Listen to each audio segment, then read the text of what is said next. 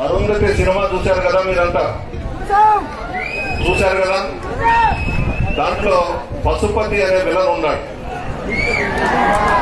ఆయన హీరోయిన్ అరుంధతి కావాలని చెప్పేసి ఆ అమ్మాయి చుట్టూ బలవంతంగా పూజలు గీజలు చేస్తూ ఏదో ఒకటి చేస్తా ఉంటాడు.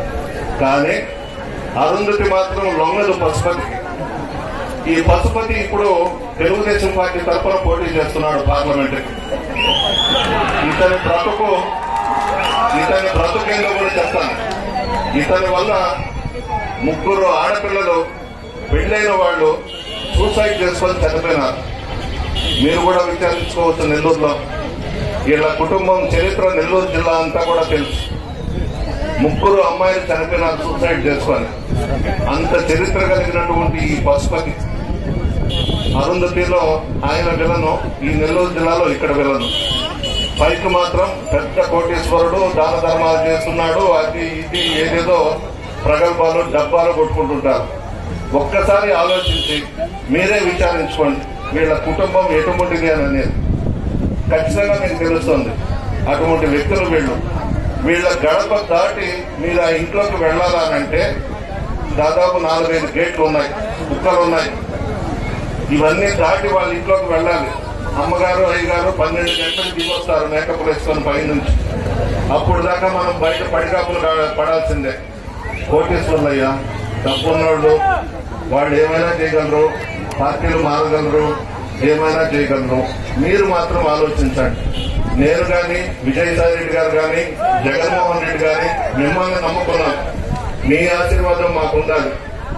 మీ ఆశీర్వాదం జగన్మోహన్ రెడ్డి గారికి ఉండాలి.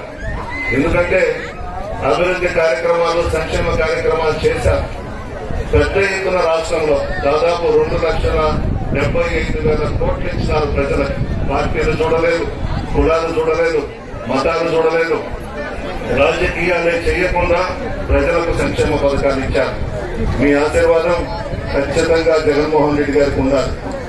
ఈ రోజు కోవూరు నియోజకవర్గంలో తెలుగుదేశం పార్టీ ఏ విధంగా అయిపోయిందంటే కలహాల కాపురం. 3 గ్రూపులు, 4 గ్రూపులు. మొట్టమొదటి నుండి కనిపెట్టుకున్న తెలుగుదేశం పార్టీ నాయకులంతా పక్కన పెట్టేశారు. నా దగ్గరుండి పనులు చేయించుకొని అమ్ముడు పోయిన నాయకుల్ని దగ్గర పెట్టుకొని ఉన్నారు ఈ కోటేశ్వరం.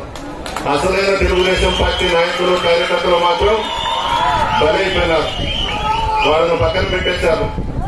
కొత్తగా వచ్చిన వాళ్ళందరినీ మండలాల్లో ఇన్ఛార్జీలకు ఇచ్చి ఈ విధంగా చేస్తా ఉన్నారు. మీరు ఖచ్చితంగా మనం జగన్మోహన్ రెడ్డి గారిని మరలా గెలిపించుకోవాలి. ఉండన్నా మళ్ళీ మాట్లాడతాను. ఒక విషయం అమ్మా, పెద్ద పెద్ద కోటేశ్వర్లు దిగుండారు రంగంలోకి. ఓటుకి ఏదో 4,000, 5,000 ఇస్తారంట. బంగారంగా తీసుకోండి, ఓటు మాత్రం ప్యానిక్ అయ్యింది.